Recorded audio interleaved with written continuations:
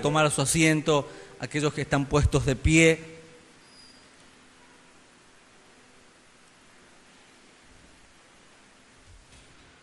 Y redundamos en el título conforme a San Juan capítulo 17, el lema para este año 2015, la oración del Padre, la oración de Jesús al Padre por los escogidos: santifícalos en tu verdad, tu palabra es verdad. Y bajo ese lema, en este año nos sostenemos como iglesia para santificarnos en la palabra, para introducirnos el estudio sistemático de la palabra, para aplicar esta palabra misma que estudiamos, pero también para enseñar y predicar la palabra, conforme a Esdras capítulo 7, versículo 10, quien indagó, quien puso por obra y también enseñó la palabra. Lo que vamos a hacer en este año, en un nuevo tiempo, con un nuevo comienzo. Cada vez que culminamos un año, hemos hecho un balance, pero en este año que ya hemos comenzado, empezamos a proyectarnos y empezamos a decir: debo corregir esto en mi vida, debo hacer las cosas mejor. Examina mi vida, Señor, y guíame por tus veredas. Y vamos a examinar a lo largo de este tiempo y de este año nuestra vida a la luz de la palabra. Mientras más conocemos, más responsabilidad tenemos de obedecer la palabra de Dios. ¿Cuántos dicen amén? Vamos a ir a la Escritura en Primera de Reyes capítulo 17. Primera de Reyes capítulo 17, el pasaje que vamos a estar leyendo en esta mañana. Que el Señor nos hable y me guíe cómo transmitir este mensaje. Porque la preocupación de todos los predicadores es que el mensaje sea veraz y que el mensaje sea bíblico en todos los aspectos. No basándonos bajo la interpretación de los hombres, sino bajo la guía del Espíritu de Dios. La revelación está. Nosotros, como predicadores de la palabra, debemos en la intimidad con el Padre buscar la luz para entender lo que ya está revelado en la Escritura. Y no se trata de buscar otra revelación o el Espíritu de Dios me dijo, no se trata de eso, sino que el mismo Espíritu de Dios confirma lo que ya está escrito. No hace nada contradictorio a lo que ya ha sido revelado por medio de la palabra. Cuando venga el Espíritu de verdad, Él os guiará a todas las cosas y les enseñará y les hará recordar todas las cosas que yo les he enseñado. Es decir, todo lo que Jesús enseñó, el Espíritu de Dios nos hace recordar lo que ya fue enseñado por nuestro Señor Jesucristo. Primera de Reyes capítulo 17, versículo 1, y vamos a tocar un personaje muy famoso, muy conocido en la Biblia. Nosotros lo conocemos, hemos estudiado muchas veces la vida de este varón, del profeta Elías, un varón temeroso de Dios, un hombre que siempre trajo la revelación de Dios al pueblo sin claudicar en diferentes revelaciones, sin acudir a otros dioses, sino que siempre tuvo la palabra de Dios justa y exacta en su boca. Un hombre que a lo largo de la historia Dios lo usó muchísimo y conocemos. Y de la manera que Dios lo llevó a este profeta, es una esperanza que de la misma manera Dios un día nos llevará. Recuerdan a Enoc, que fue llevado por el Señor. Enoc caminó con Dios. De la misma manera nosotros en el caminar con el Señor un día, el Señor nos vendrá a buscar. Y el título de esta palabra en Primera de Reyes capítulo 17, 1, vamos a hacer esta introducción solamente con este pasaje, pero le voy a hacer un resumen de lo que fue este profeta y de lo que hizo sobre Israel. dice, Elías predice la sequía. Entonces Elías Tisbita, que era de los moradores de Galad, dijo a Acab: vive Jehová Dios de Israel, en cuya presencia estoy, que no habrá lluvia ni rocío en estos años, sino por mi palabra. Vino a él palabra de Jehová, diciendo: apártate de aquí y vuélvete al oriente, y escóndete en el arroyo de Querit, que está frente al Jordán, y beberás del arroyo. Y yo he mandado a los cuervos que te den allí de comer. Y él fue e hizo conforme a la palabra de Jehová, pues se fue y vivió junto al arroyo de Querit, que está frente al Jordán. Y los cuervos le traían pan y carne por la mañana, y pan y carne por la tarde, y bebía del arroyo. Pasados algunos días se secó el arroyo, porque no había llovido sobre la tierra. Este profeta, recibiendo una revelación directa de Dios y profetizando y a la vez decretando conforme al decreto de Dios la sequía y una hambruna terrible sobre la tierra.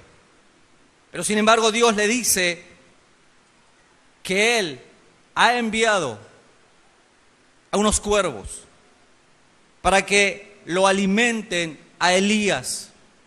El sustento de Elías venía de parte de Dios. Dios le proveyó de agua, de pan y de carne, y un lugar donde podía saciarse de sus necesidades.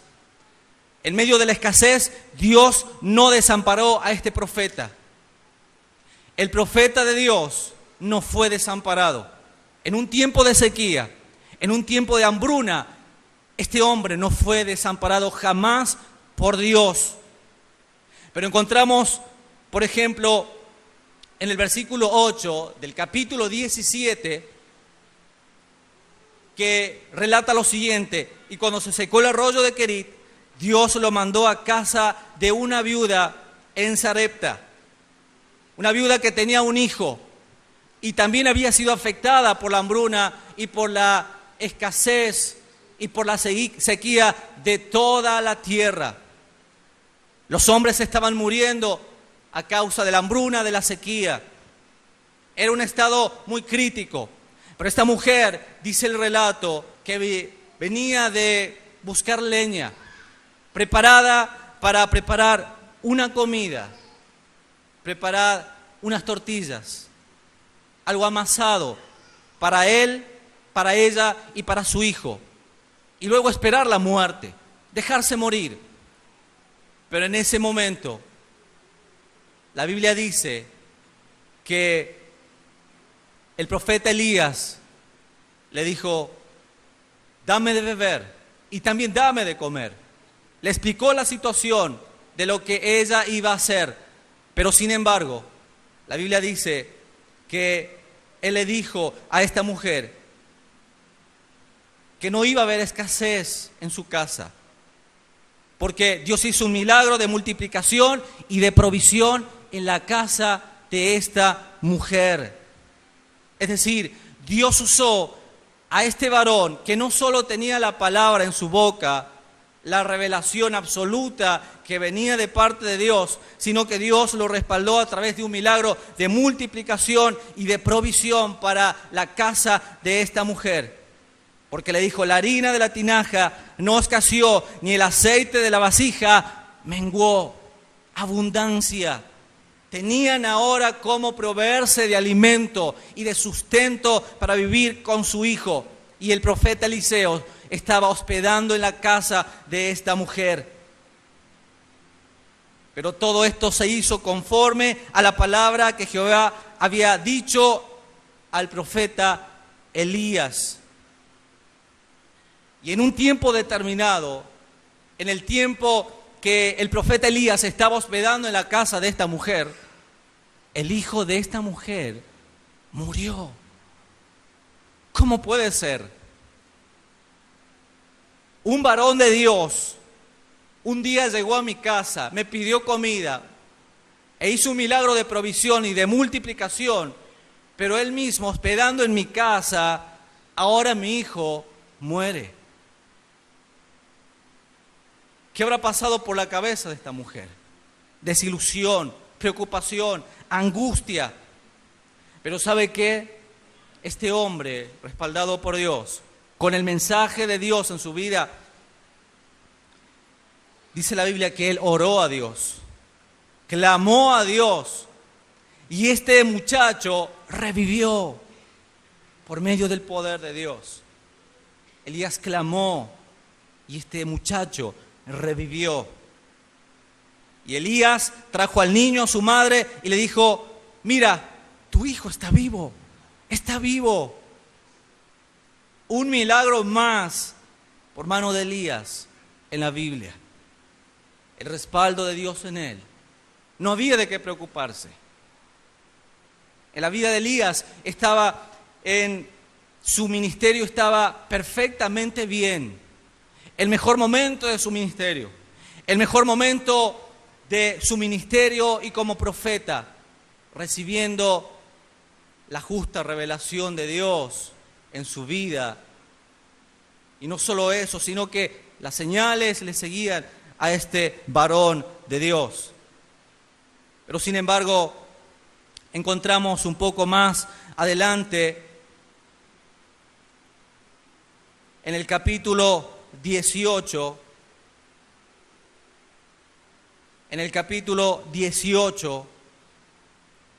que dice el título: Elías regresa a ver a Acab. Hubo una situación de apostasía en el capítulo 18 de este pasaje, apostasía de parte del pueblo de Dios, una apostasía que había repercutido sobre muchos profetas que en un tiempo habían servido a Dios y ahora eran profetas de dioses paganos. Porque vamos a ver a continuación un gran desafío que el profeta Elías hace delante de 450 profetas falsos, con falsas profecías, con un falso Dios y con un culto falso. Encontramos en el 18:17, cuando Acab vio a Elías, le dijo: ¿eres tú el que turbas a Israel? Y él respondió: yo no he turbado a Israel, sino tú y la casa de tu padre, dejando los mandamientos de Jehová y siguiendo a los Baales. Envía pues ahora y congrégame a todo Israel en el monte Carmelo, y los 450 profetas de Baal y los 400 profetas de Acera que comen de la mesa de Jezabel. Tráemelos y vamos a reunirnos en el monte Carmelo. Elías estaba convencido, estaba confiado que es lo que él estaba haciendo. No dudó, no claudicó entre dos pensamientos, sino que Elías estaba seguro de lo que él estaba haciendo. No hubo ni siquiera un poco de incredulidad en la vida de este profeta. En el verso 20 dice la Biblia: entonces Acab convocó a todos los hijos de Israel y reunió a los profetas en el monte Carmelo. Y acercándose Elías a todo el pueblo, dijo: ¿hasta cuándo claudicaréis vosotros entre dos pensamientos? Si Jehová es Dios, seguidle, y si Baal, id en pos de él. Y el pueblo no respondió palabra. Y Elías volvió a decir al pueblo: solo yo he quedado profeta de Jehová, mas de los profetas de Baal hay 450 hombres, una gran multitud comparado con un profeta verdadero. Dénsenos pues 2 bueyes y escojan ellos uno y córtelo en pedazos y pónganlo sobre la leña, pero no pongan fuego debajo. Y yo prepararé el otro buey y lo pondré sobre la leña y ningún fuego pondré debajo. Invocad luego vosotros el nombre de vuestros dioses y yo invocaré el nombre de Jehová, y el Dios que respondiere por medio de fuego, ese sea Dios. Y todo el pueblo respondió diciendo: bien dicho. Entonces Elías dijo a los profetas de Baal: escogeos un buey y preparadlo vosotros primero, pues que sois lo más, e invocad el nombre de vuestros dioses, mas no pongáis fuego debajo. Y ellos tomaron el buey que les fue dado y lo prepararon, e invocaron el nombre de Baal desde la mañana hasta el mediodía, diciendo: Baal, respóndenos. Pero no había voz, ni quien respondiese. Entre tanto, ellos andaban saltando cerca del altar que habían hecho. Y aconteció el mediodía que Elías se burlaba de ellos, diciendo: gritad en alta voz, porque Dios es. Quizá está meditando, o tiene algún trabajo, o va de camino, tal vez duerme, y hay que despertarle. ¡Vamos! Y ellos clamaban a grandes voces, y se sajaban con cuchillos, sacrificios, y con lancetas, conforme a su costumbre, hasta chorrear la sangre sobre ellos.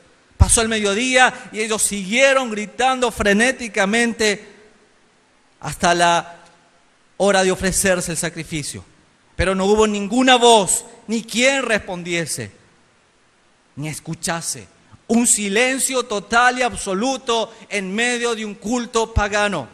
Entonces dijo Elías a todo el pueblo: acercaos, vengan.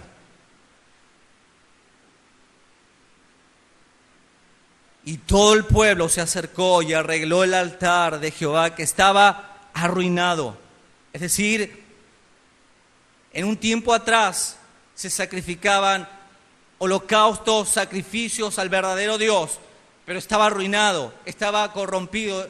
Ya no se hacía absolutamente nada en ofrecimiento al Dios verdadero.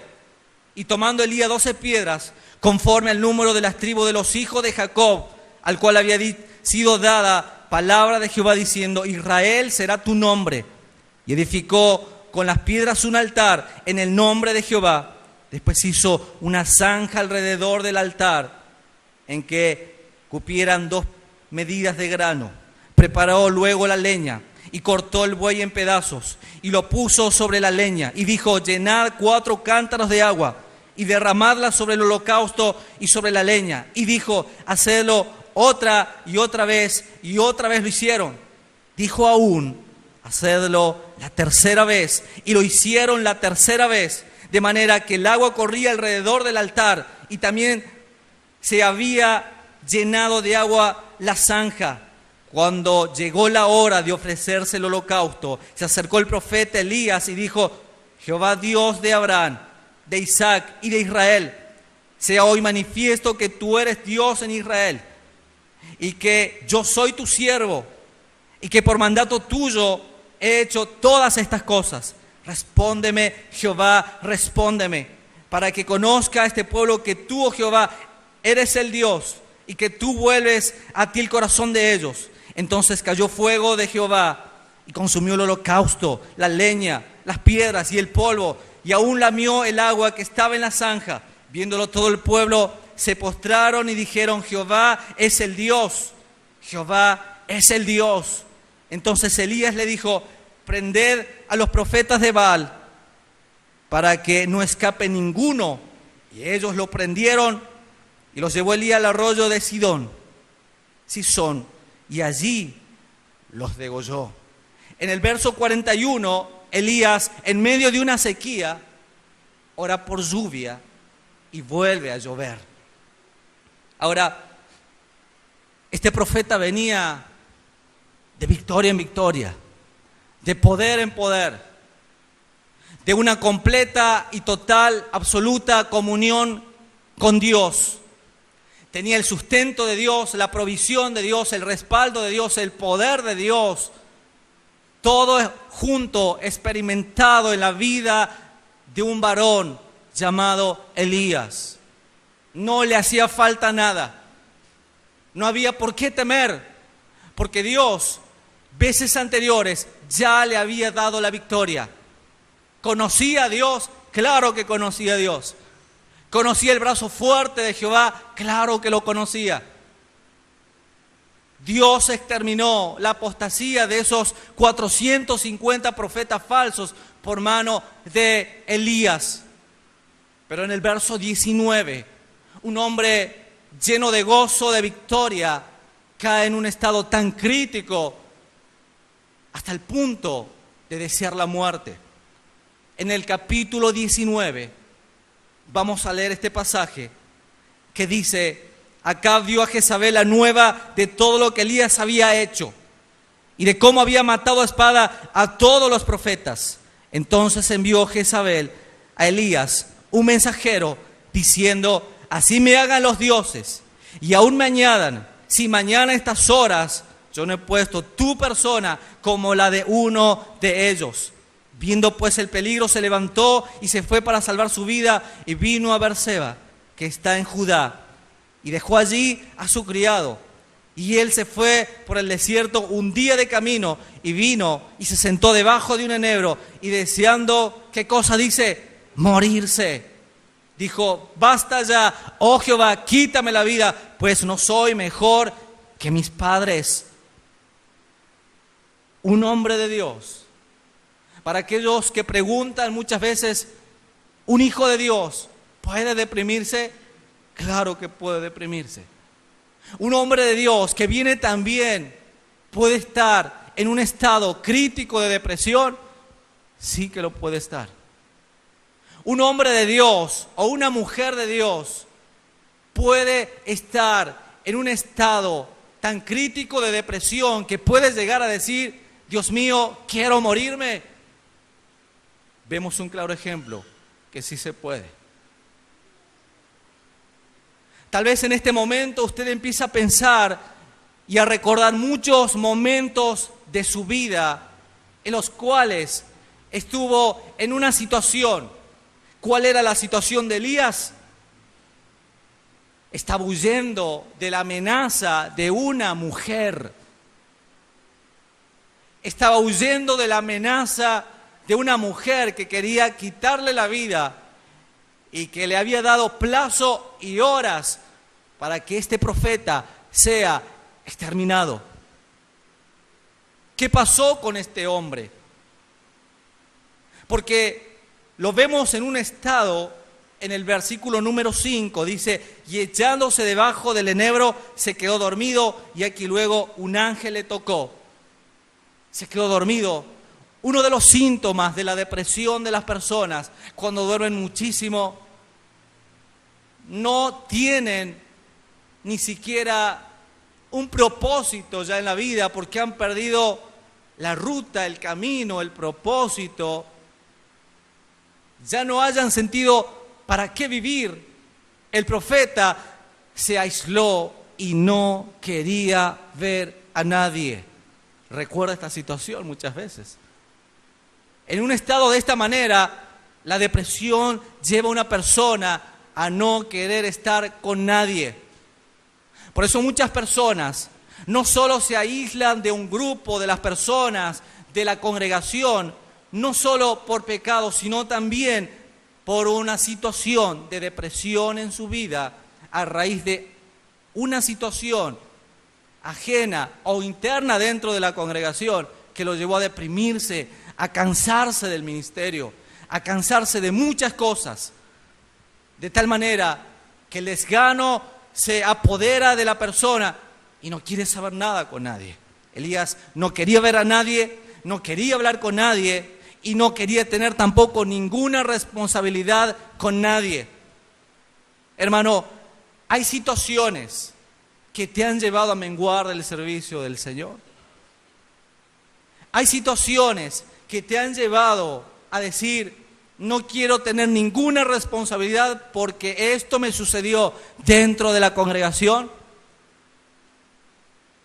Piensa en esto. Elías estaba cansado. Elías estaba en pleno ministerio, en servicio a Dios, pero sin embargo él no quería saber nada con nadie ni con nada. En otras palabras, ya no vale la pena vivir.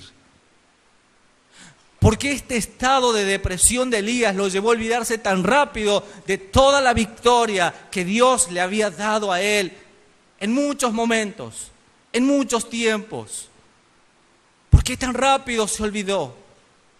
¿Por qué un estado de preocupación, de injusticia nos lleva a olvidarnos tan rápido de cuántas veces Dios sustentó nuestras vidas y no nos dejó caído, sino que nos levantó poderosamente con su palabra, con su Espíritu Santo, enviándonos a alguien para que nos dé una palabra? ¿Por qué nos olvidamos tan rápido del sacrificio de Jesucristo?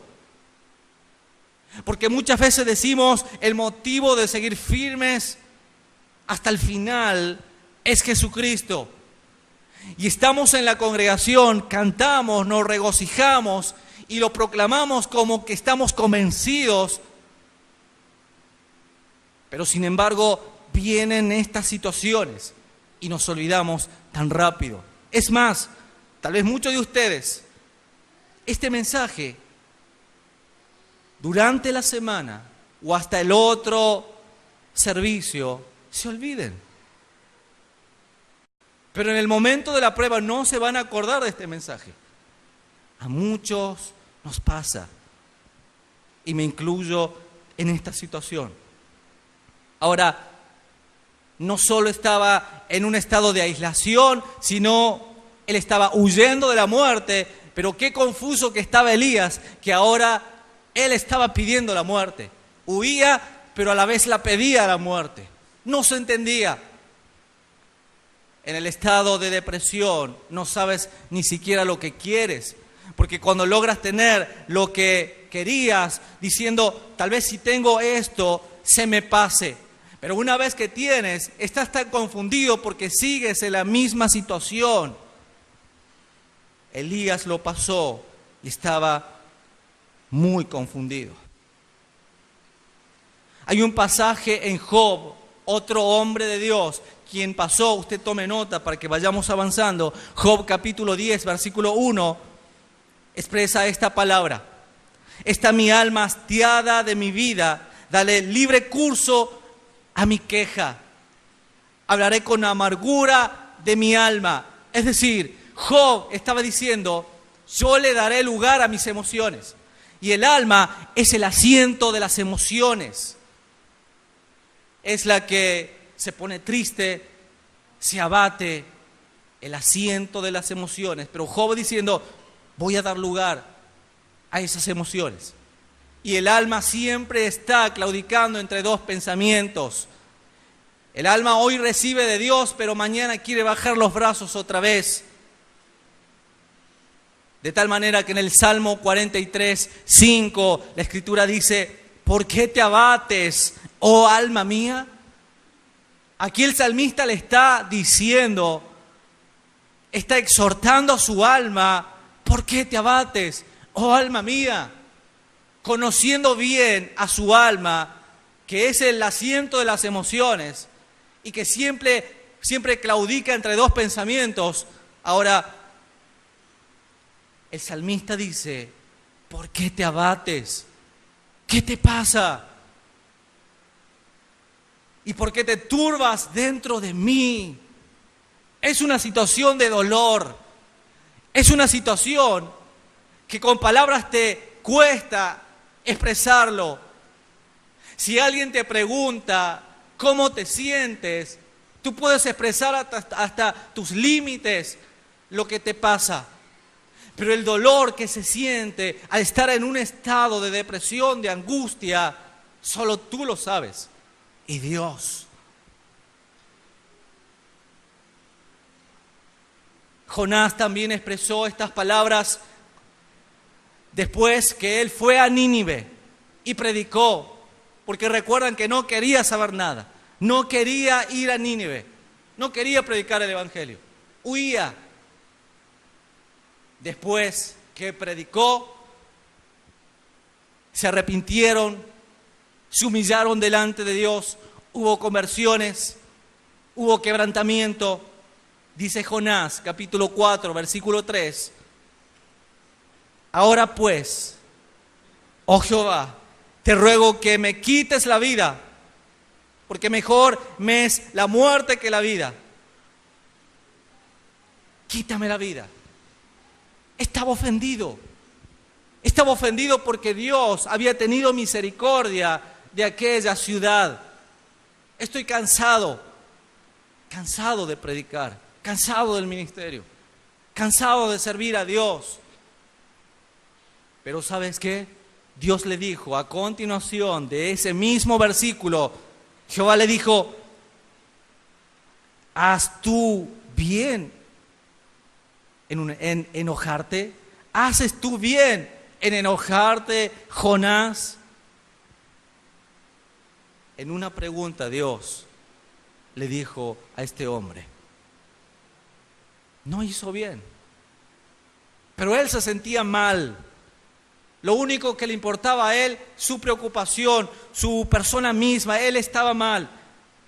En el Salmo 55:6, vamos a ir a este pasaje, Salmo 55:6, David expresa estas palabras. Salmo 55:6, que dice, y dije, ¿quién me diese alas como de paloma? Volaría yo y descansaría. Ciertamente huiría lejos, moraría en el desierto. Me apresuraría a escapar del viento borrascoso de la tempestad. Pero en el verso 9 dice, destrúyelos, oh Señor. Aquí estaba hablando, ¿por qué quería huir? En el verso 9 ya podemos entender cuál era su preocupación. Sus enemigos, estaba abatido. Si tuviera alas volaría, me iría lejos. Quiero huir, estoy tan mal que nadie me entiende. Quiero estar solo, quiero estar aislado de esta situación. ¿Te has sentido así alguna vez? A ver, pellízcalo a tu hermano y dile, hermano, ¿te has sentido así alguna vez? Y si te dice que no, entonces él es un robot. ¿Quién no se ha sentido así? A ver, en el año 2014, ¿cuánto nos hemos sentido así? Hay pocos humanos aquí. ¿Y sabes qué? En esta semana le decía a una hermana, en el año 2014 he pasado muchas cosas difíciles que no me hubiese gustado pasarlas, pero ¿sabe qué? Hermana, en este año 2015 hay que prepararse porque vamos a pasar momentos difíciles. Esto no es pare de sufrir, sino que esto es, vamos a sufrir por causa del Evangelio. Como hijos de Dios debemos estar preparados, porque ser hijo de Dios no es solamente ser ungido, sino sufrido. Nuestra vida vamos a pasar sufrimiento. Y Jesús constantemente nos alentó, bienaventurados cuando ustedes sean perseguidos por causa de mi nombre. Y esas persecuciones, si bien hay convicción y gozo en el cristiano, a la vez produce mucha angustia, mucha preocupación. Lo que supera, claro que es la convicción y que estamos seguros en el Evangelio, pero a la vez produce preocupación en la vida del creyente, en la vida de la persona. Un hombre en medio de su ministerio, en medio de venir con ver el brazo fuerte de Dios, con todas las plagas de Egipto, vio la mano poderosa de Dios, vio el mar rojo abrirse en dos, Moisés. Pero hay un versículo en Números capítulo 11, lidiando, remando con un pueblo que estaba rebelde, se quejaba, hasta aún lloraba, porque se lamentaba de lo que había dejado en Egipto, de que comía carne de que tenía todo lo que necesitaba en Egipto y se quejaba. Dios le proveyó del maná, del agua que necesitaban, pero seguían sus quejas. ¿Y sabe qué? Para un líder, remar con estas situaciones no es fácil. No es fácil. ¿Usted se ha puesto en alguna oportunidad en el lado de un líder, de alguien que a usted lo está liderando, que lo está acompañando en todo, que le enseña la palabra, que le dirige, que ora por usted, que le dice vamos? No solamente dice lo que tiene que hacer, sino que le enseña cómo se debe hacerlo. Ese es un líder. Y ese líder todo el tiempo reflejando a la persona de Cristo, pero llega un límite, como es una persona, como usted también, que está en ese proceso de perfección y a la vez se agota porque está en una carne que se agota, que se cansa y que se abate. Muchas veces baja los brazos y desea morirse. Desea no seguir más, estoy harto y cansado. Números 11, 15. Y si así lo haces tú conmigo, yo te ruego que me des muerte. Si he hallado gracia en tus ojos, que yo no vea mi mal. Hasta aún Moisés estaba cansado. Él vio a Dios enojado, con ira, porque Dios quería consumir al pueblo. Pero a la vez, Moisés decía, Señor, mejor quítame la vida. Un gran líder, un gran varón de Dios. Manso, que después la Escritura también lo recalca. Pero sin embargo se abatió. Quiso morirse también. No quería seguir más. Ahora, ¿por qué pasamos todo esto? ¿Por qué tenemos que pasar estas circunstancias que no queremos pasar? Porque antes se nos habían dicho, ven a Cristo que todos tus problemas se van a solucionar. Nos mintieron. Tal vez hay personas aquí que hace poco que están congregando en este lugar y están recibiendo la enseñanza. Quiero decirte que si te habían dicho de esta manera, te mintieron. Te mintieron.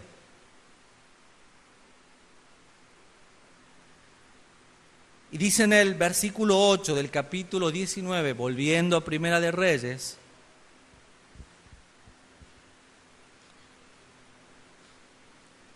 se levantó pues y comió y bebió, y fortalecido con aquella comida, 40 días y 40 noches, hasta Horeb, el monte de Dios, porque Dios le había dicho, levántate y come, porque largo camino te resta. Y de allí se metió en una cueva, donde pasó la noche, y vino a él palabra de Jehová, el cual le dijo, ¿qué haces aquí, Elías? Él respondió, he sentido un vivo celo por Jehová Dios de los ejércitos, porque los hijos de Israel han dejado tu pacto, han derribado tus altares y han matado a espada a tus profetas, y solo yo he quedado, y me buscan para quitarme la vida, Señor. Esta es mi situación, por eso yo estoy así. Te digo la verdad, Señor, me confieso delante de ti, esto me está pasando. Y él le dijo, Elías, sal fuera y ponte en el monte delante de Jehová. Y he aquí, Jehová que pasaba, y un grande y poderoso viento que rompía los montes y quebraba las peñas delante de Jehová, pero Jehová no estaba en el viento. Y tras el viento un terremoto, pero Jehová no estaba en el terremoto. Y tras el terremoto un fuego, pero Jehová no estaba en el fuego. Y tras el fuego un silbo apacible y delicado.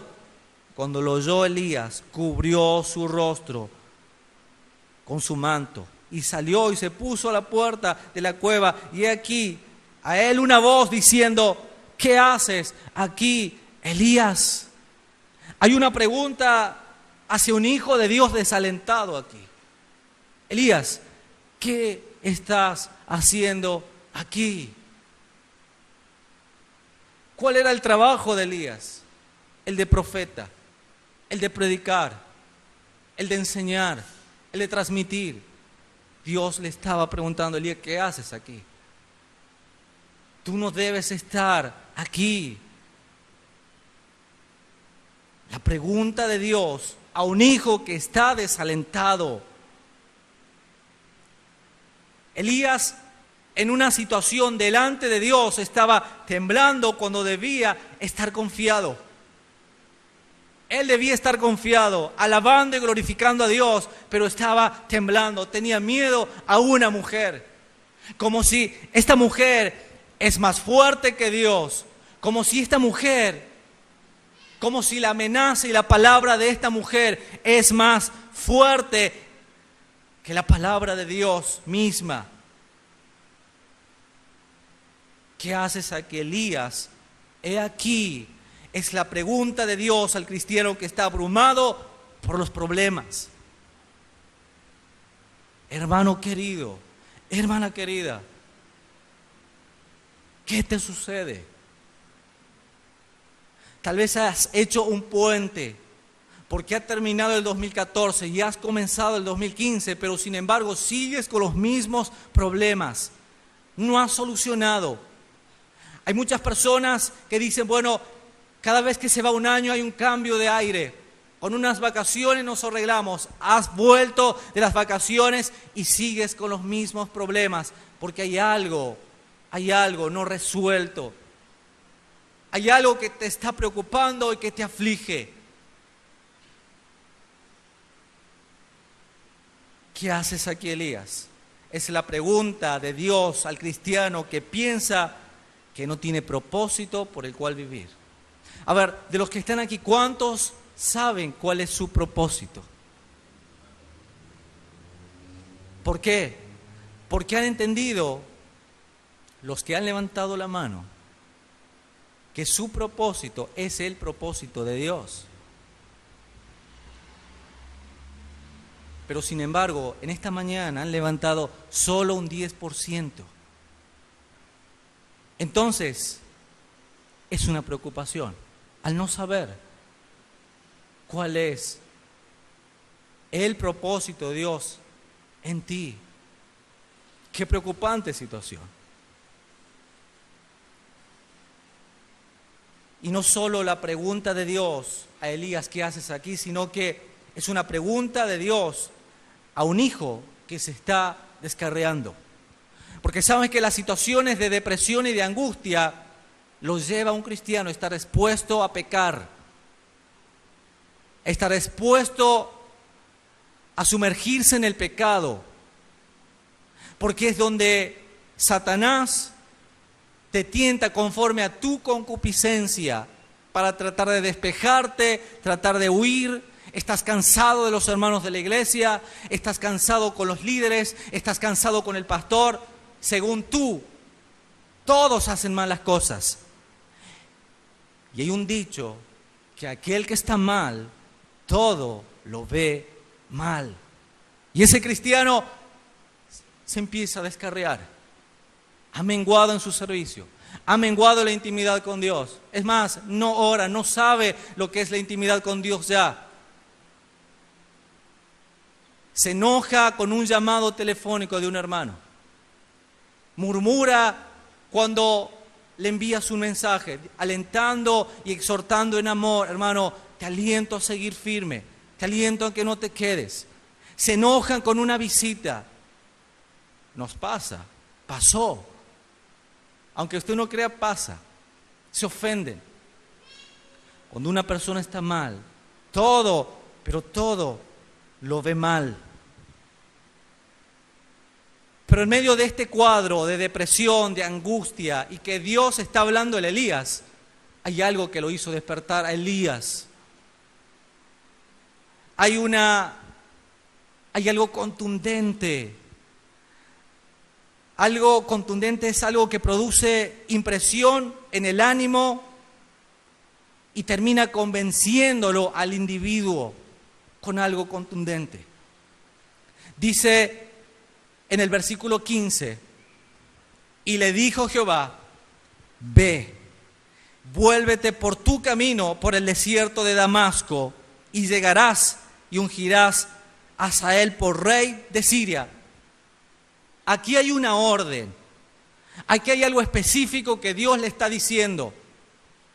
Después que Dios le pregunta a Elías, ¿qué haces aquí? Dios le dice, Elías, ve.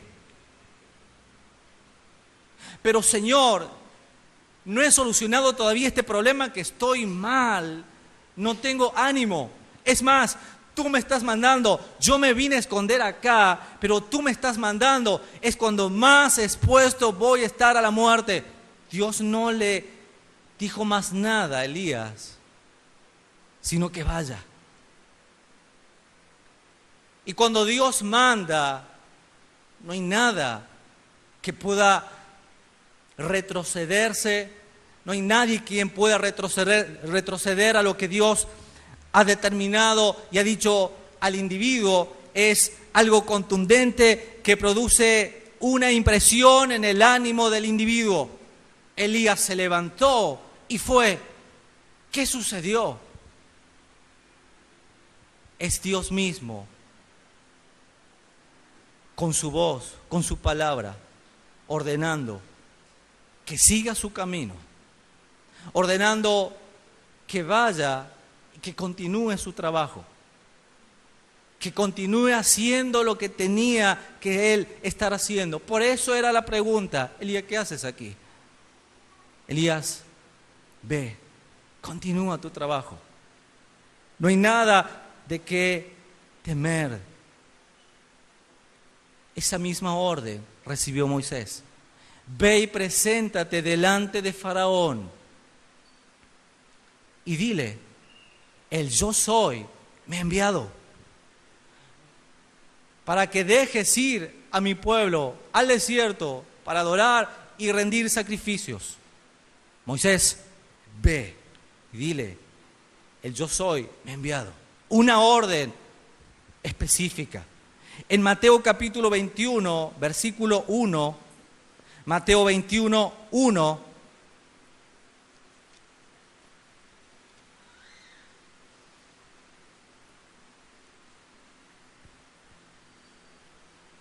la entrada triunfal en Jerusalén. Pero este relato habla acerca de algo contundente que Dios mandó a los discípulos. Cuando se acercaron a Jerusalén y vinieron a Betfagé, al monte de los olivos, Jesús envió 2 discípulos, diciéndoles, id a las aldeas que está enfrente de vosotros, y luego hallaréis un asna atada y un pollino con ella. Desatadla y traédmelos. Y si alguien os dijere algo, decid, el Señor lo necesita, y luego los enviará. En el verso número 6 dice, y los discípulos fueron e hicieron conforme Jesús le mandó. Hay un propósito específico.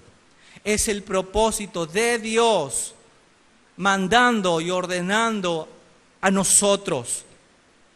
Y cuando Dios manda, no podemos desobedecer a la orden de Dios. Concluyendo este mensaje, nosotros solo debemos oír lo que Dios está hablando, lo que Dios está diciendo a nosotros. ¿Cómo oímos la voz audible de Dios? Porque cuando nosotros entramos a la intimidad, hablamos muchas cosas, hablamos y hablamos y hablamos a Dios. Pero ¿cuándo es el momento que nosotros oímos a Dios hablar? ¿Dejas que Dios hable a tu vida o solamente tú eres de expresarle tus quejas y tus cosas a Dios? Cuando debemos estar siempre preparados para oír la voz de Dios. Hay un hecho muy conocido en la Escritura, en San Juan 21:20, no lo busque, anótelo. Jesús y Pedro, después de resucitar de entre los muertos, Jesús le preguntó 3 veces a Pedro si él lo amaba. ¿Lo recuerdan? En las 3 ocasiones Pedro le contestó que sí. Jesús entonces le dijo a Pedro cómo sería su muerte, aparentemente crucificado, pero tuvo curiosidad de que no le iría a Juan. ¿Cómo le iría a Juan? ¿Qué va a hacer de Juan, Señor? Así le preguntó a Jesús. ¿Y qué con este hombre? Jesús no le hizo caso a la pregunta y le dijo, ¿y a ti qué? Sígueme. En otras palabras, y tal vez puede ser un poco vulgar, Pedro, no es asunto tuyo lo que yo vaya a hacer con él. Tú sígueme. Hay otra orden allí. Pedro, tú sígueme. No importa lo que yo vaya a hacer con aquella persona. No importa lo que yo vaya a hacer con el impío. Tú sígueme. El Salmo de Asaf, un hombre expresando lo que la preocupación, ¿por qué al impío le va tan bien? Pero después él entiende por medio de la convicción que Dios le da para entender cuál es el fin del impío. Pero si tú planteas muchas cosas en tu vida y tienes palabras de murmuración, palabras ¿qué será con aquella persona? Todo el tiempo pensando qué hace tal persona, escucha lo que te dice el Señor, tú sígueme. Si el Señor tuviese que decirle unas palabras al profeta Elías, Elías, ve, Elías, haz lo que yo te mando, sígueme. ¿Qué haces ahí? ¿Qué haces detenido? ¿Por qué estás preocupado en tantas cosas? ¿Por qué estás preocupado en el crecimiento de otros en el ministerio? Cuando yo ya te he dado una función específica a ti, lo que debes hacer, solamente tú sígueme. En Hebreos, la Biblia dice, puesto los ojos en Jesús, el autor y consumador de la fe. ¿En quién debes poner tus ojos? Recuerda, cuando haya cosas a tu alrededor, recuerda las palabras del Maestro. Tú sígueme. Pero Señor, mira, tú sígueme. Yo no sé qué es lo que te preocupa y lo que te lleva muchas veces a detenerte porque ves las injusticias y las situaciones de los demás o las malas acciones de los demás. Pero el Señor nos dice, a mí, a ti, tú sígueme. Es todo lo que debemos hacer. Es todo lo que debemos hacer.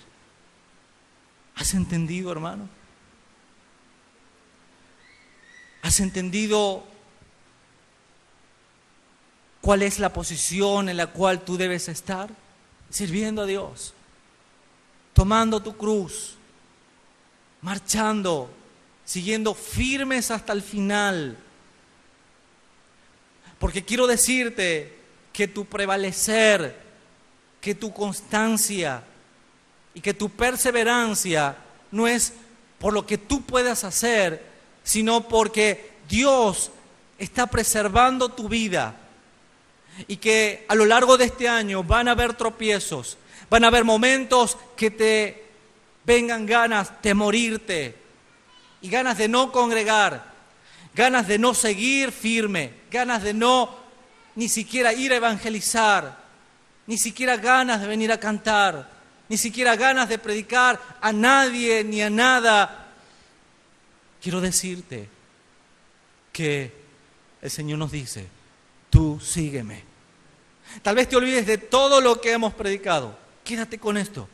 Tú sígueme. El Señor Jesucristo diciéndole a la iglesia.